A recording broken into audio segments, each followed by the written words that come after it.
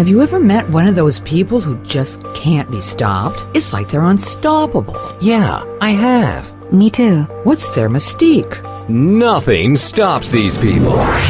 Don't stop. Welcome to Mission Unstoppable with Coach Frankie Picasso. You're about to meet some of the most amazing people.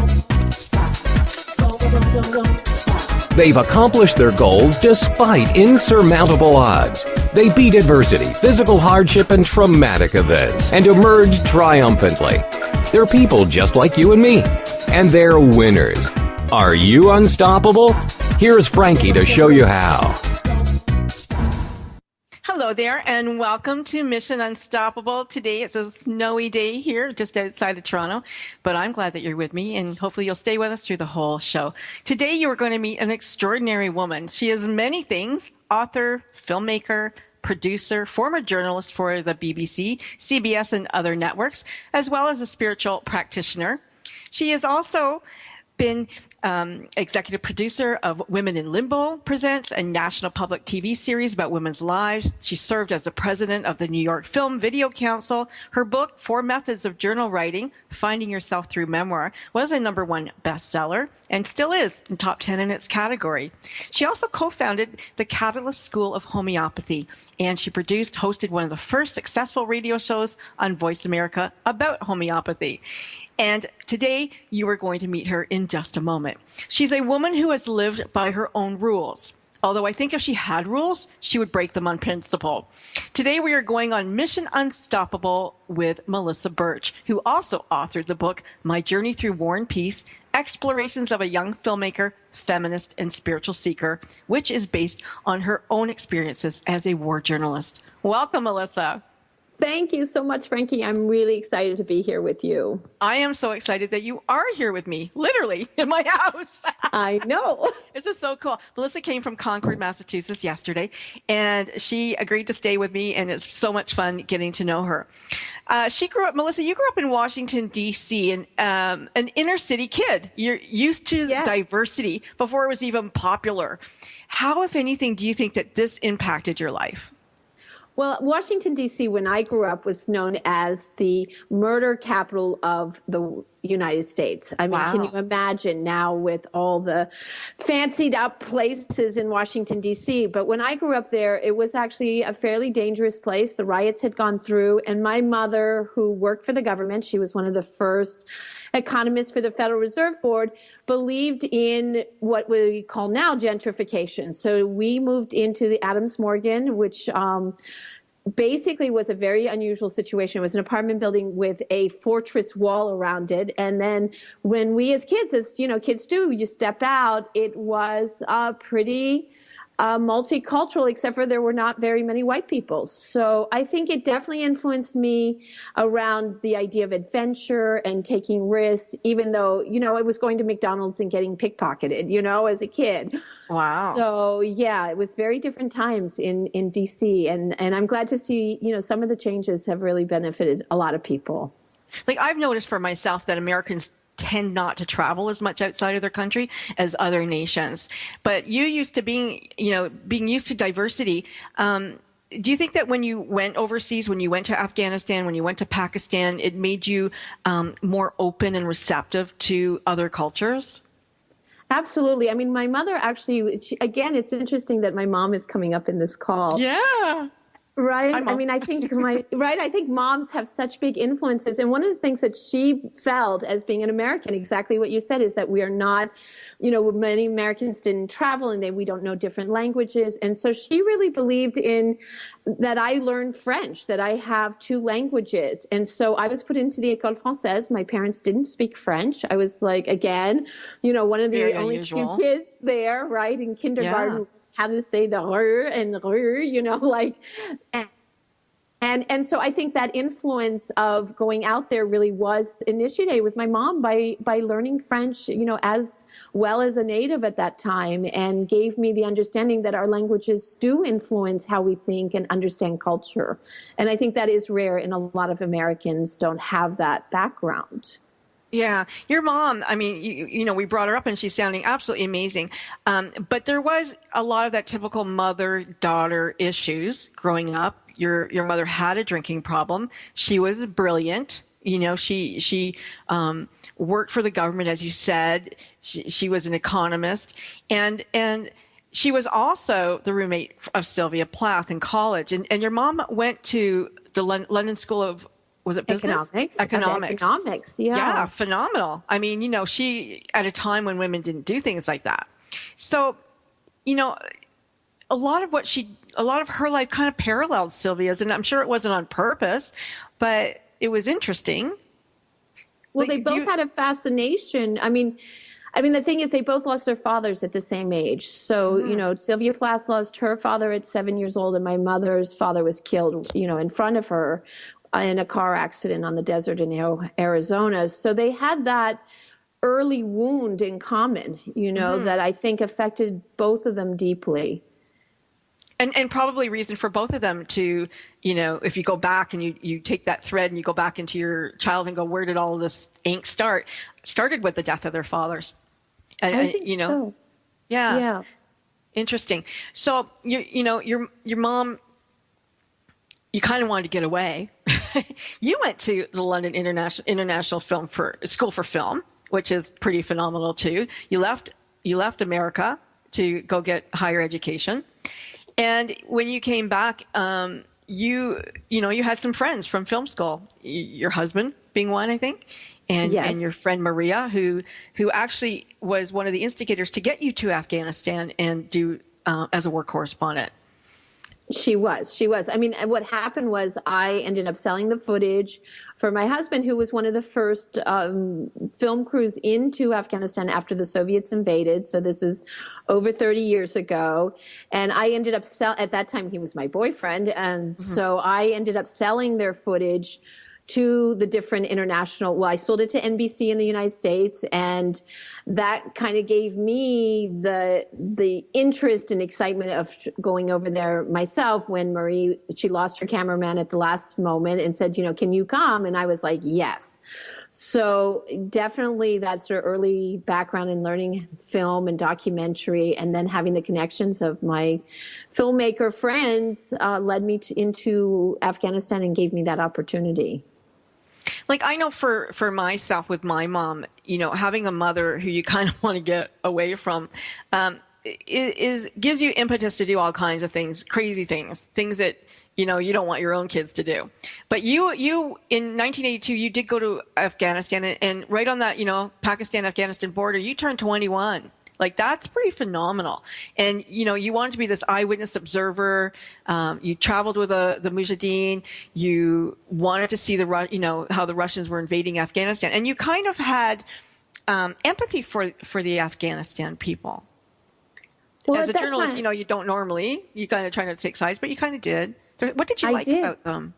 I did. Well, I think it's interesting you bring that up. I mean, I think I had this idea of what a journalist was. You know, we're the unprejudiced observer. We get the facts. We go in, like you said. And then what happened for me was I ended up really taking sides. I mean, I ended up really feeling like, okay, the Soviets are the enemy. I'm with the Mujahideen. They took me in. It's a very tribal culture. So there are protocols and cultural values around taking care of people that are traveling with them. And we served the same purpose. I was filming their attacks on the Soviets. So I became part of that group as a woman, which was also very unusual. I was dressed as a man, so I wasn't female or male. You know, I kind of had this special status.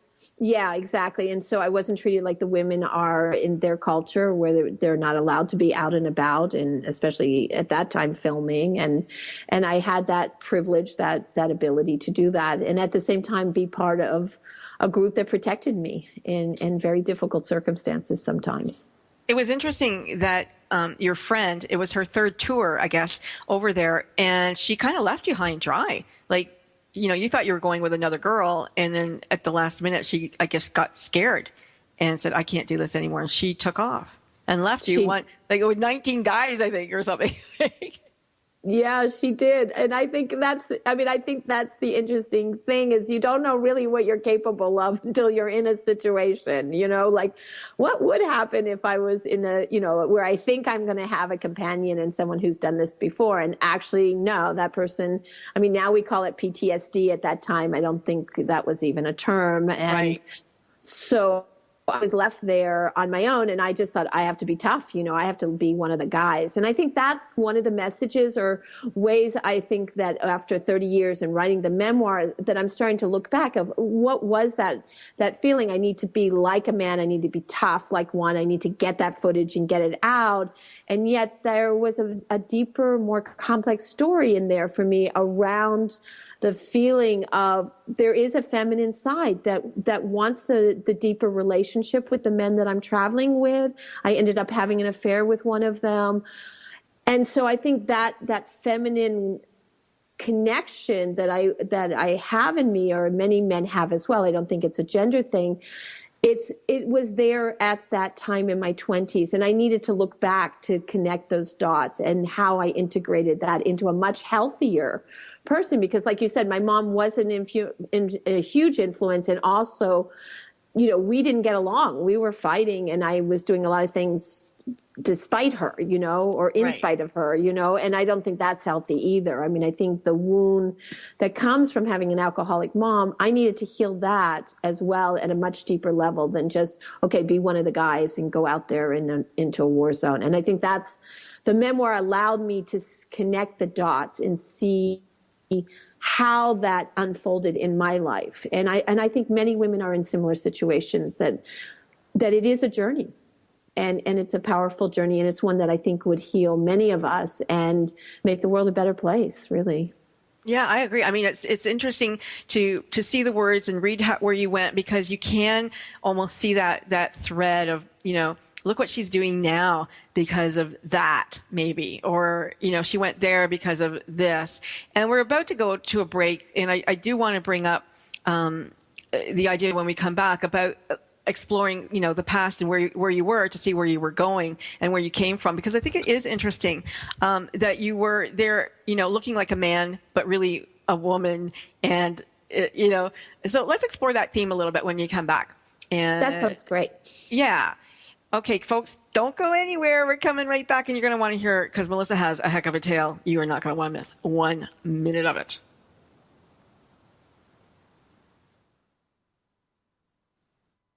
We'll continue right after these messages. Stop. It's words you never heard.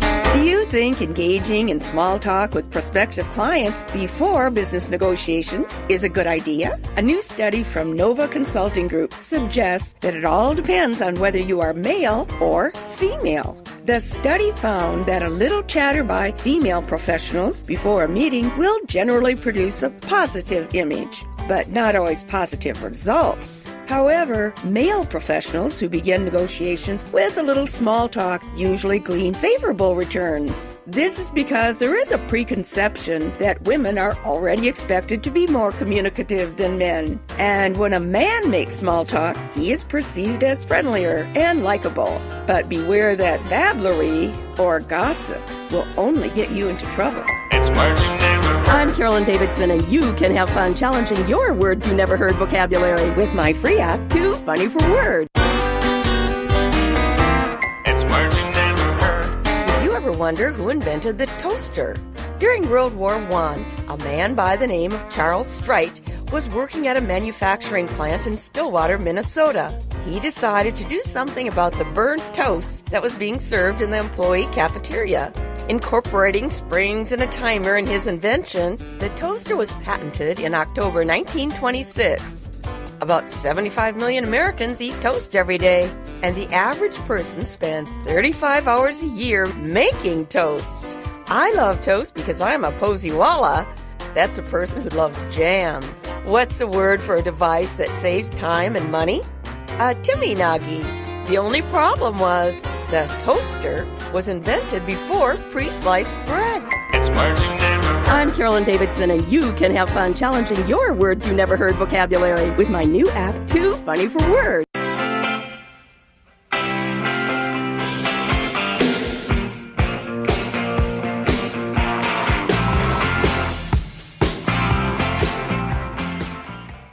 And we're back with Melissa Burch. And this is your host, Frankie Picasso, on Mission Unstoppable Radio. So it was interesting. We were talking, about the feminine and about you dressing like, kind of unisexual, although the women there need to, be covered a lot more than you were. But here's the question, Melissa. Before you went, and George was your boyfriend, and he wanted to get married, and he asked you, and he asked you, and he asked you, and you said, well, I don't want to get married, but maybe I'll marry you one day. But you wanted to have an open relationship. Why was it so important for you to have an open relationship? Well, it's funny because I'm the only one in my family that has stayed married. So at that time, because my parents had such a horrible relationship that ended up divorce, I thought marriage is not for me. My one example was not a great role model. So I really didn't want to be married and so that was kind of my rebellion about what I had, grown up with and had seen and experienced. So I think that was, and while George came from quite the opposite, he came from a family that was very, very loving and very steady and didn't have all the crazy chaos, wild things happening. And so he really wanted to be married and I wanted to be with him and I loved him and all that. So that was my way of putting it all together as a young 21-year-old, not really understanding what it meant really until I tried it. And then I realized that is not exactly what I want really either, right? A little off topic, but it's interesting. He's Greek, right? He's Greek. And somebody was talking, I think, I can't remember who I was talking to, but they were saying that they had read that Greeks were the most jealous of all nations. As a boyfriend. And I had a Greek boyfriend and he was the most jealous guy I ever dated. And so for you to tell a Greek guy you want an open relationship, like, wow, that's almost like feeding, flame to the fire or something. But he was okay. He's not a jealous type. I mean, that's the interesting thing. I mean, I think that's where, we do have stereotypes and the reasons I think we have stereotypes. Right. And then when you get down to an individual level, then each of us has, our strengths, our weaknesses, our trigger points, and some of them are culturally based for sure, but there's always some grays. And I think that's what happens when one travels and deeply kind of engages in life. We see the grays and the flexibility of life, which again, I think that is life. I mean, that's as difficult as it can be at times and as amazing. It isn't one or the other at any moment, in my experience anyway. Yeah. And it's an interesting theme through your book because you do bring up your weight quite often. The fact that you saw yourself as overweight and here I am this overweight woman and here I am this overweight woman, and it comes up quite a bit, but it also seems like, you're seeking love and I'm not going to call you promiscuous, but you did engage with sex with different partners and at different times with one of the, at the first time with Doc on the first tour to Afghanistan. And this guy that you call Doc, because you named these guys after the Seven Dwarfs. It was interesting, but and understandable. I mean, you just filmed an attack, and oftentimes, sex is the way that we reaffirm life, and it's very common when people go through a tragedy or an event, a big event, that sex is the very first thing that they do. It's a very interesting thing. Did you think about that? Well, I think I was so in the moment. I mean, I think that's what happens when you're in these intense situations. I mean, in my situation, it's a war, but it could be any situation that has that adrenaline pumping in our lives, right? And I think at that moment, there are these urges. I agree. I think things become more primal on some level, and sex is totally primal in certain circumstances. And it felt right and it was good. I mean, it's not, I don't have a bad tale to say of it. I mean, sometimes you do it and it's like, ooh, that one, don't do that again. That's not a good idea, right? Yeah. So, feedback loops. And I think sex can be a really good feedback loop. Like, that's okay. That one, not so much, Did you feel though that, maybe not on a conscious level, but sometime through, the 20s that you were seeking love, like your dad, your mom and your dad had split. You were 11 years old when your dad, there was an accidental fire in your home and he got really bad burns, like severe 2nd and 3rd degree burns. And your mom and the doctor thought he was going to die, but he didn't die. And, with your mom bringing up your weight and do you want to eat that? Are you sure you're going to have that? Did you feel unloved? Yes, I think I had one of those childhoods where I didn't feel loved for who I am or had the kind of nurturing that I feel like was essential for my son, so I didn't want to pass on that kind of chaos. I mean, there were some great things living in my family. I mean, there was a very intellectual, very dynamic, we were exposed to a lot of things. And, so there was the good and the bad, in some ways more extreme than other families. And wow, I've lost the final question. Oh, that's okay. I just wondered if you were seeking, that you had felt unloved. And so maybe sometimes in the arms of somebody you feel, for that moment, you kind of feel loved or. Yeah, interesting. I blanked there, right? I mean, that's one always has to look at wow, that's a heavy question, right? I mean, back to kind of a core of childhood where, wow, no, I didn't feel loved at the core level. And so I thought originally, I think many young girls have that feeling like if I have sex with a guy that I like, I'm going to be loved. And of course, that isn't really always the case. But there's also the want that he wanted you, feeling overweight, feeling not attractive. Oh, he still wanted me. Oh, okay, that's nice, kind of idea in the middle of all of this stuff, which is kind of interesting. Like you actually, here you are, and I love how you say on the dirt floor, 7 bearded 19 to 20-year-old men, my roommate slept shoulder to shoulder, swaddled in brown wool blankets. Their antiquated Soviet-made Kalashnikov AK-47 rifles rested by their sides, their triggers in safety lock position. These Afghani freedom fighters had spent the previous night planning a surprise morning attack on a Soviet caravan. So you guys were ready.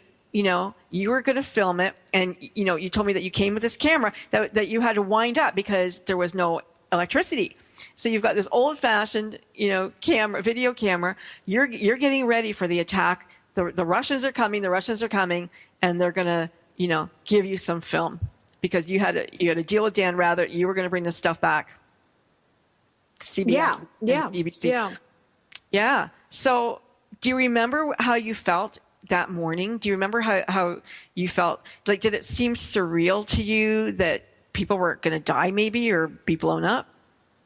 Yeah, I think then what's interesting is the first moment I realized the goriness wasn't actually the war experience. It was the killing of a sheep for food and the slitting of the throat and the blood pouring out. I had a really intense reaction to that. So that just gives you an idea of just how naive I was stepping in there of, wow. And again, one doesn't know, how will I be in that circumstance? And when it actually happened in the middle of the attack where I could have been killed, the building was hit by mortar, it did collapse, and I just happened to run out to change the film. I could have been in that rubble easily. Right. It was a split second, and I was fearless. Right? You felt like you were protected, I know I was just in the zone. They talk about the runners, or now I can label it, but I was in that moment, and I think that's why I do call this, I have it in the title, the spiritual seeker, is I stepped into moments of what I would call absoluteness now as someone who has done some Zen practice and different methodologies or lineages. And I didn't name it. I didn't know what it was, but I had the direct experience of it.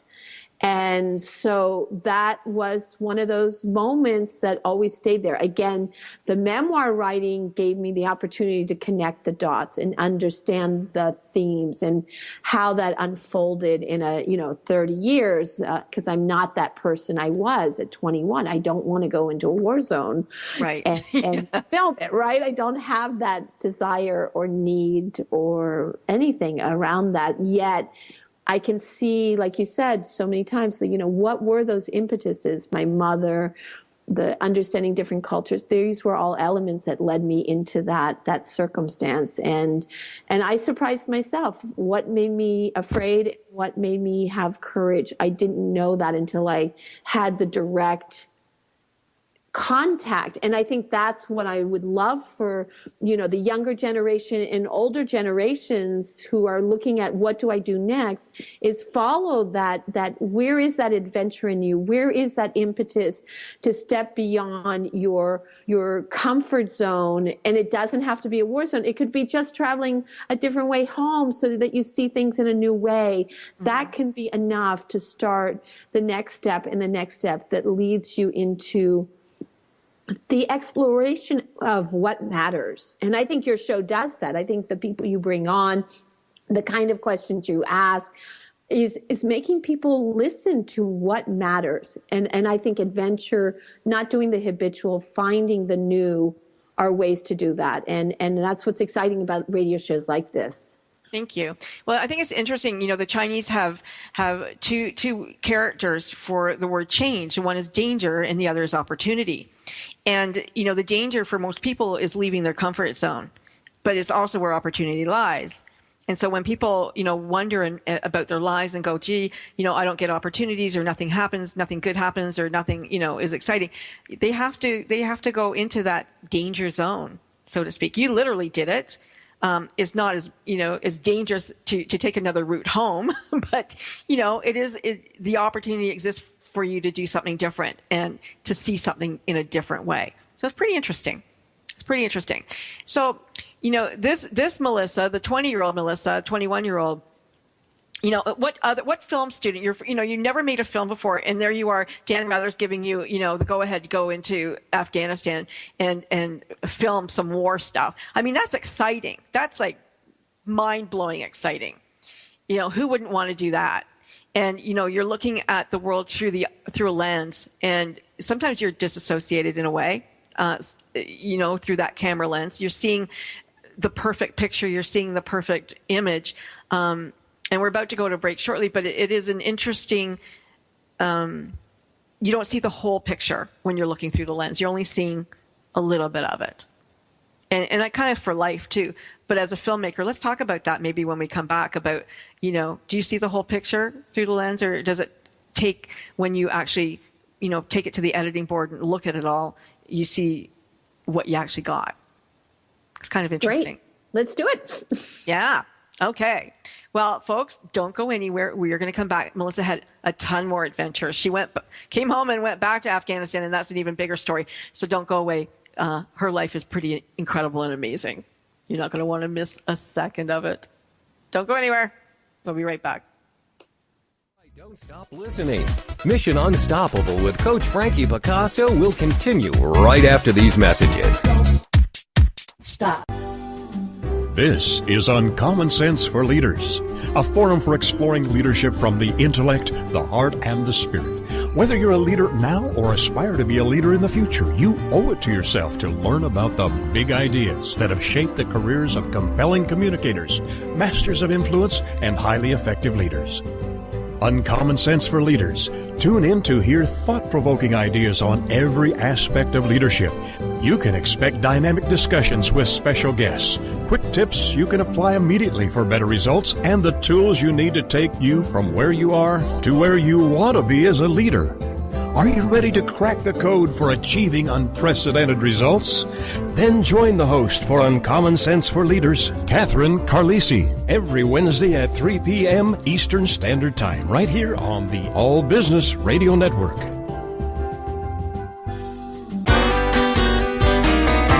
It's words you never heard.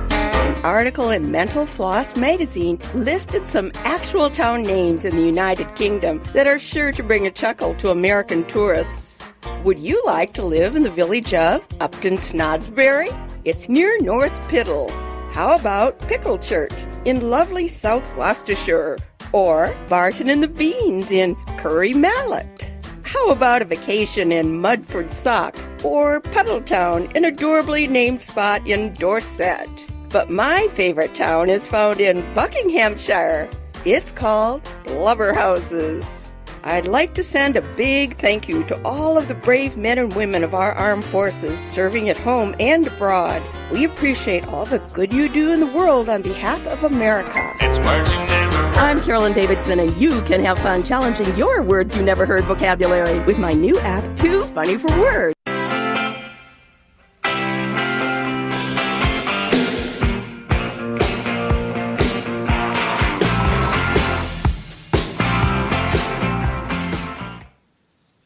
And we're back. I am your host, Frankie Picasso, and we are here with my guest, Melissa Burch. She's the author of My Journey Through War and Peace, Explorations of a Young Filmmaker, Feminist and Spiritual Seeker.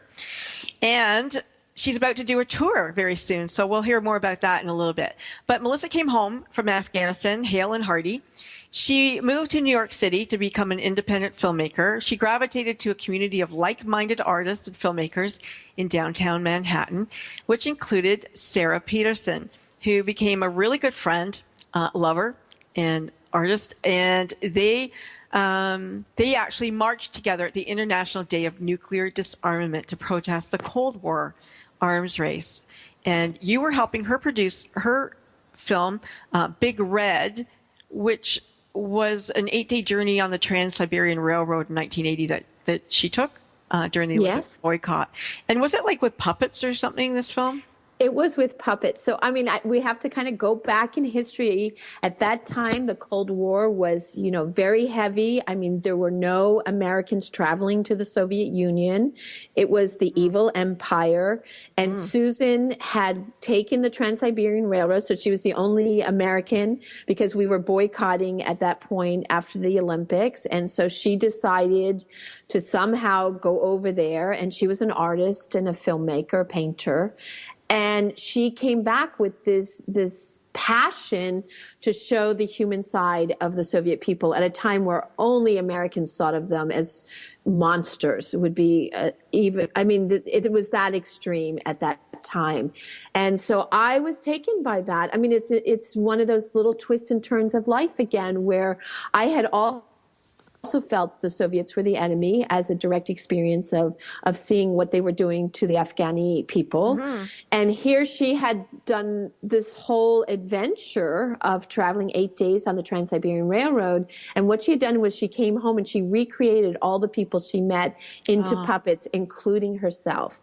And so there was the Nadia, who was the gymnast that, we did have a feeling of admiration around the Soviet gymnasts at that time. Yeah. And the naval officer. And right. I mean, so there was this connection. And I think what attracted me to her and her work that I spent 10 years supporting and making different projects around that puppet animation film was this human side, that it isn't so black and white. Even what I had witnessed isn't the whole story, right? Right. I mean, and to this day, I think we need to ask that question. When we think somebody's the enemy, what are we saying? What are we really, why are we feeling that? There has to be a deeper story, either a history there or some propaganda that's telling us that. We need to ask the questions. And I think especially in these times where there are so many wars and we are, as Americans, are involved in so many wars, what is really going on? Who are these people, or the immigrants coming from Syria, or what's happening in the Congo? We need to ask those questions. And Susan did it in a way that I thought was ingenious, creative, and had impact in my life and many others who saw it because it was so expressive. Well, what's interesting is that a lot of these nations, that we intensely dislike, have leaders who are dictators. And so the people have no control. They have no say.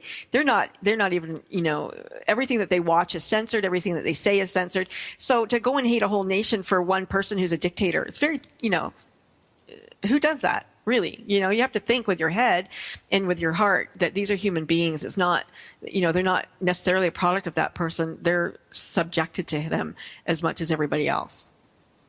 So, right. And it's not always so black and white. I mean, we're doing things as an American. I mean, I'm in Canada right now, so I have in total awe of the foreign policy of Canada compared to my country in the United States. But I wouldn't say that our leaders in the United States are without blame too. No. Okay, they're not this extreme Hitler, with the Holocaust. And we are doing things I do not agree with and absolutely think is just horrendous, honestly. I mean, our torture, and there are things that were happening that my country, my tax dollars are being spent on that I am not in agreement with at all. So what was interesting, let's go back to 1983 then, when you got a call from your friend John, close friend, who had, he got the okay from the BBC to go back to Afghanistan. There was there was a commander, Commander Massoud, who had actually had peace between him and the Soviets. He was, a hero for the Afghans, a high commander, and people loved him because, did they call him the Lion of Panjshir? Because, he had found a way to have peace. Like, he was influenced by the art of war. The idea of war was, something that wasn't palatable. And you guys went to meet him. And I think, and elusive. Yes, absolutely. And I think Sarah was the influence of that, going back in and coming from a different angle of, okay, I had an agenda on that trip. I wanted to show the message of peace, that it was possible. Again, I was that 21-year-old naive that, okay, if I just tell the truth, if I could get that news out to the public, to the world leaders, they'll understand, it'll make a difference, which it didn't. The United States would not broadcast that footage. It was too complex a story. They wanted bang footage, which means they just wanted attack footage. Right. They didn't want peace. They didn't want. Why would we want to show peace with our enemies? Like, that's not good. That's right. And the BBC, on the other hand, did a much more in-depth piece and really showed all the forces and how that came about with Commander Massoud negotiating a ceasefire in the Panjshir Valley. One of the things about that's is more current history for the United States is that Commander Massoud was murdered the day before 9/11 because he had such powerful influence as well as military power to stop the Taliban. And the Taliban knew that, and they murdered him the day before 9/11. Like, so the first time you went to Afghanistan, nobody would have ever heard or thought about blowing themselves up. Like, that just wasn't, they just didn't do anything like that. And here, this supposed journalist, went in and blew up everybody in the compound. And one of those ironies of his life was he did not trust journalists. So he made it very difficult to get to the Panjshir Valley. I mean, I climbed 14,000 feet mountains. Yeah, you had a heck of a journey doing.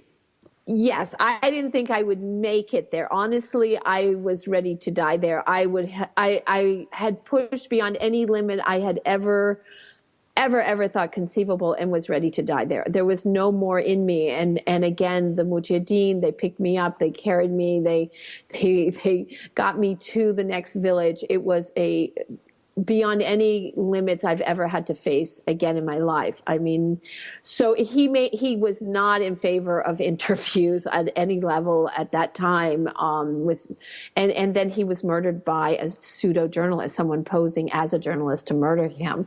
They always kill the best ones, right? I mean, always kill the best. Yeah, he was very special, and also I think one of the things that I saw again writing the memoir and understanding more looking back is there's the Muslim religion that many of us don't know much about, but there's a tradition of Sufism which has love and as its core, and he was a Sufi practitioner and wanted the Mujahideen to have those connections at a spiritual value level. And so I think he was a complex man too. It wasn't just one of those commanders that gets in there. He was trying so hard to bring about a kind of life force of why they were doing this and supported his troops to do that kind of work in the midst of war, which is already an oxymoron for some of us, right? Yeah. How are you spiritual when you're killing people, right? Exactly. Yeah. But because the spiritual is that you do it in the name of God, like everybody else. Right? No, I know, but I would call that religion. No. Yeah, I know.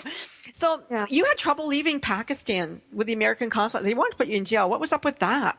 Oh my gosh. I mean, talk about going back through memory lane. So I was, the Americans, there were very few American journalists in Afghanistan. I mean, because most of, you weren't allowed to come in through the Soviet side. So I came in through Pakistan overland, and I had extended my visa. So technically you were not allowed to do that in Pakistan. It's a pretty dictatorship-like country at that time. And so I had broken their rules. And there were plenty of journalists from other countries, French, British, who had done the same, but their consulates negotiated with the government to let it just go. Well, I happened to get one of those rule-bound American consulates who just was like, okay, you'll just go to jail. Fine. And I was like, whoa, no. I don't want to go to jail. I don't want, to go to jail because I've extended my visa because I couldn't get out of Afghanistan and out in time, the 3 months visa wasn't going to do it for me. So I ended up, thanks to the British consulate, figuring out that if they arrest you, they have to deport you so you don't end up in jail. So one of those little loopholes that saved me in the end. I think we have to give kudos to Mama again, though, for the French, because Masood only spoke French. And so you actually acted as interpreter because of your bilingualism. So that was pretty cool. So thanks, Mom, for that. Yes, Mom. And I think also that was what probably allowed him to, or helped me for that interview, not just to be able to speak with him, but have him accept me to do the interview. Right. Yeah. So that was pretty cool. So you do get back home, and I can't, forgive me because I can't remember how it happened, but you got in with this mission of peace to go to Russia. I guess it was through Sarah, and there was this group of kids, teenagers, that you were going to film, who wanted to go on a mission of peace and meet other teenagers in the USSR, to show that they're just like other kids, and still get that, just show that we're human beings, the human side of the hate, let's say. So you took off for Russia with these as a filmmaker, and George was going to do sound, I think. But another girl ended up being the sound for him. Is that correct? That's right. And we had formed an organization called Big Red Productions. And so nobody thought we would get permission to film in the former Soviet Union. That was a time when there hadn't been any American crews in. The one that did get in was thrown out. They were deported because there was kind of a setup. So it was, talk about mission impossible at the time, right? Nobody was getting in. But because we had this organization called Big Red Productions, we got a telegram that said Big Red can come. Nice. And off we went, with some money from CBS and some funding from, at that time, there were these very grassroots organizations setting up sister to sister programs because people understood. I got to cut you off. We're going to go to a commercial. We're going to go to a commercial. Go. Wait, don't go anywhere. You're not going to want to miss what happened when they went to Russia. Picasso will continue right after these messages. Stop. It's words you never heard. This year's Super Bowl will air in 180 countries. And with that infamous coin toss, for one day, most people will toss out their New Year's resolutions to lose weight. The Super Bowl accounts for 7% of an entire year of chicken wing sales. 48 million Americans will opt for having food delivered, with pizza franchises seeing their sales double on game day. Domino's alone looks forward to selling over 11 million pizzas on Super Bowl Sunday. What's the word for food that contains unknown ingredients? Acampucky. Americans will eat over 100 million pounds of guacamole and 8 million pounds of tortilla chips on game day. What's the word for those folks who call in sick the morning after a little too much indulgence? Arfarfanuffs. It's words you never heard. I'm Carolyn Davidson, and you can have fun challenging your words you never heard vocabulary with my free app, Too Funny for Words. It's the Fitness Minute with fitness expert Annette Hammond. Did you wake up on the wrong side of the bed? Does your attitude need a lift? Does your mood need a boost? Well then, it's time for a good workout. Exercise is a remedy for a bad mood, like aspirin is for a headache. Weight Watchers reports that exercise decreases the body's levels of cortisol, which is the stress hormone, and contributes to depression. The endorphins that you produce when you exercise can lift your spirits and put you in a good mood. Exercise can act as an antidepressant drug because it produces feel-good neurotransmitters like dopamine and serotonin. Let the benefits of exercise give you a lift and put you in a good mood. I think it's safe to say we all would appreciate it. I'm Annette Hammond. To hear more fitness and weight loss tips, visit our website at AnnetteHammond.com.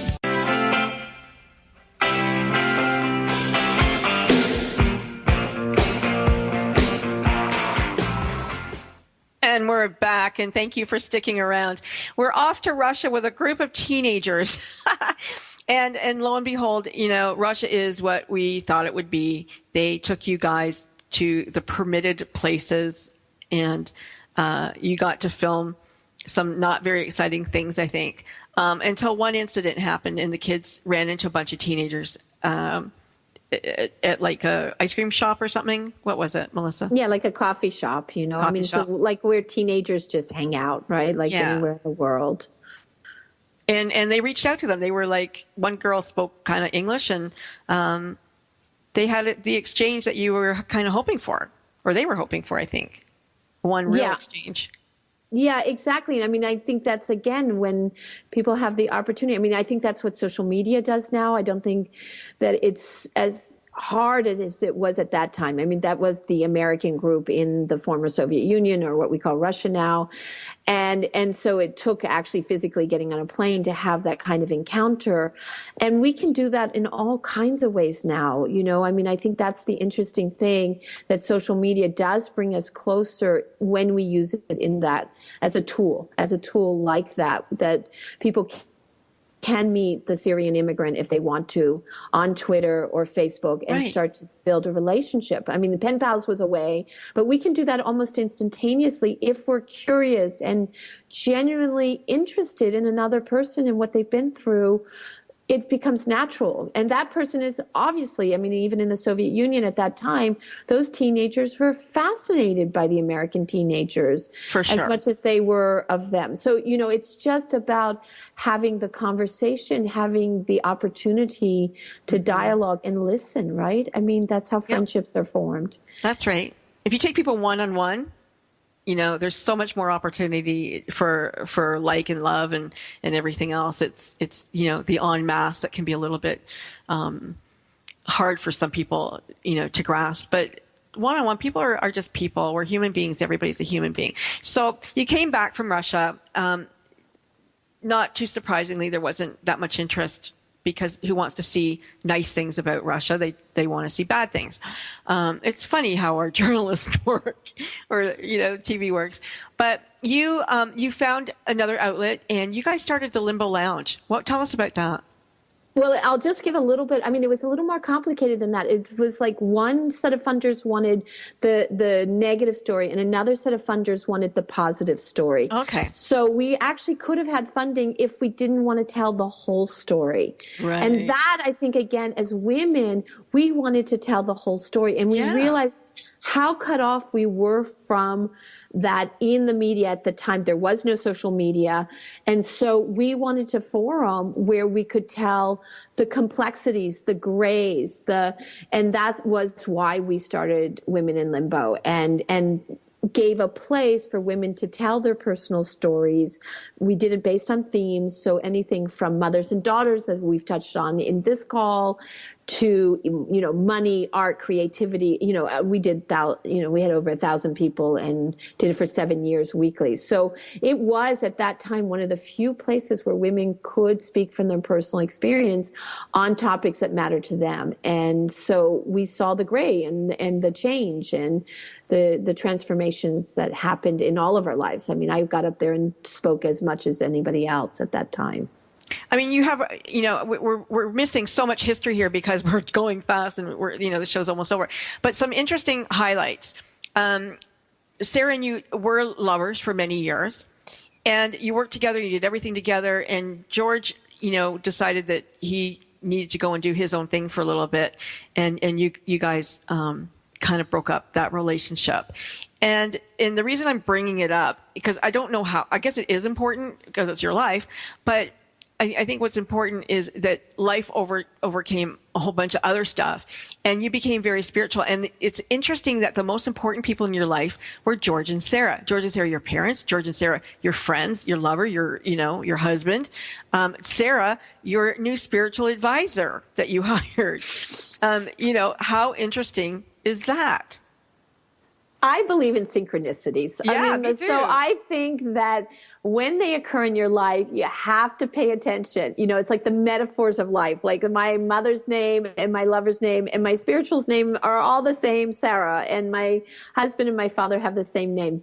that is a coincidence. I think it actually, many people have these. Now that I've written the book, I've heard other people have similar kind of thing with names or places or whatever. I think those are actually signals, messages of pay attention. There's something meaningful happening here, and you're on the course. I mean, it could be difficult and hard, but for me, synchronicities are messages. You're where you need to be. Pay attention. Pay attention. Like your father, because spirituality is becoming important to you, your father was a Zen Buddhist and almost like monk, like he was really, really into it.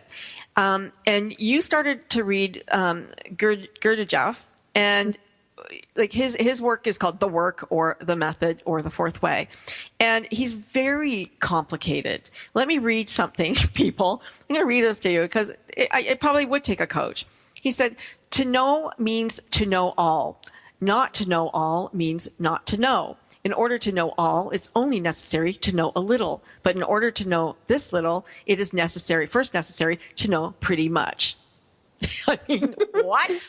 Yes. Well, he was. What are you saying? He was a very complex character. I mean, he wrote a lot. Uspensky wrote a lot for him.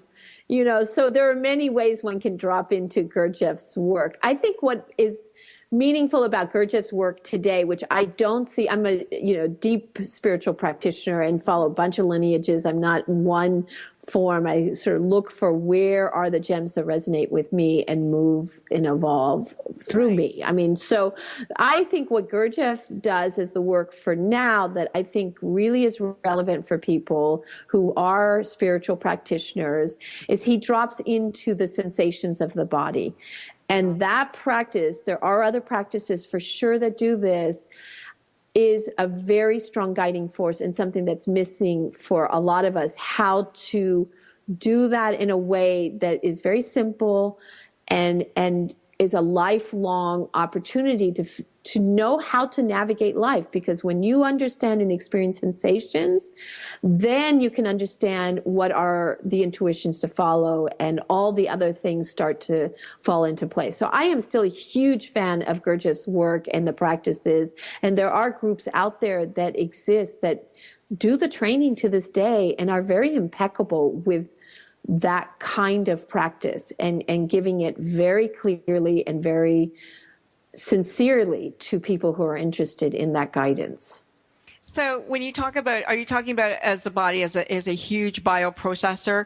And so where in the body do you feel things, or where in the body is this resonating with you in order to understand the message that you get? Yes, I think that's a nice way of summarizing it. And there's just that there's a level of, many practices have the witness of, having something, who is it that's the I am? Or, there's many practices or ways that people label it. And there's not just one way, of course. And they're all relevant and useful. So his was, how do you have that witness observing the sensations of the body, so that then that feedback loop of what it's saying, you can start to see your own patterns, your own, okay, well, I'm not doing that again. I had that sensation. So you start to build almost a kind of vocabulary that's it's 100% trustworthy, which I find my mind and my emotions, not so much useful, but not 100% reliable. It's funny because as a coach, I like to use that. And I didn't even know about the work, but I like to use it. And I remember asking a client, where in your body do you feel that? And he said, let me get back to you. And he got back to me 2 hours later. He goes, I don't have any feelings. And I went, okay. I'm sure you do have feelings, but they're so, overloaded, tamped down, whatever the case may be, that you don't even know where you're feeling it in your body. Like, that's pretty amazing. But, we don't always think about ourselves and deeply, or take the moment to witness and be the witness. And I always, people go, well, how do I hear that? And I like to say, well, think of it as you're listening to your favorite song on the radio, and I hear the bass now. I hear the bass line. I hear the drums. I hear the guitar. I hear the sax. And, I hear that voice, and I see the I am in my brain, right? Like, you see it. Yes. Or hear it. And so that's one kind of interesting way to do that. Oh, Melissa, what a life you've had. Now tell us, you're about to go on the big journey. You bought yourself an RV. You and George are hitting the road. How cool is that? We bought an RV. I mean, we're such newbies because I'm meeting the RV community, which is just incredible. I can't believe how many wonderful, amazing, kind people are in the RV community. So we're going out. We bought this RV where now we've spent the night in our RV and we're getting it ready, and it's going to have, it's for the book tour. I'm doing a 16-city book tour starting in Cambridge, Mass. And you can go to my website if you want to come and meet me. I would love to. Give us your website, melissa-burch.com. Yeah, so it's www.melissa, MELISSA-Burch, BURCH.com, and just go and look at the book tour. It's the Heroine tour. Is that what it's called? We're calling it the Heroine's Journey because I really want to have these conversations about the feminine principles in our lives and honoring it and giving it the attention it's due. And so I really can't wait to meet any of you that are listening to this and happen to be in a city where we're, traveling through. Please say hi. We're really excited to meet you and to have these conversations go on and on, because that's the best part of life, is meeting new people and just hearing what's happening in your part of the world. Does this make sense? What are you seeing? What are you feeling? What's happening? Right. And, so you can go onto her website again, melissa-burch.com. Check out her itinerary. She's going to be in bookstores. She's going to have books. She's going to talk to people. She's going to probably film some stuff if I know her. She's a filmmaker. Why wouldn't she? And this is going to be so exciting and so amazing for you and for everybody who wants to listen to you. And if you go on her website, you also can download, she can teach you how to journal. She's got a free 4-part series on how to journal. And so you can become your own writer and journalist of your own journey. And you would like to see those too, I think. Yes, that's great. That's great. And I just swapped it out. So there is that. If you dig into the website, you will find the free opt-in for the journal writing book, which is on Amazon. It was a bestseller. And right now I'm offering this beautiful workbook that an illustrator helped. Anyway, it's just beautiful, on the Heroine's Journey. So if you go there, you'll also can find that workbook. So yeah, Melissa Burch, thank you so much for writing this beautiful book, for being so honest. Because that's probably the hardest part, to, show all the warts, as they say, but all the really beautiful things too. You've just been an amazing, amazing guest. And thank you again for this beautiful book, My Journey Through War, Peace, Explorations of a Young Filmmaker, Feminist and Spiritual Seeker. Going to be out right very soon, and you can get your own copy of this amazing book. Thank you again. Thank you, everybody, for tuning in every week. I do love you, and we will see you again next time. Take care. Thank you. Thank you, too, Frankie. Thank you. And always remember, Don't stop.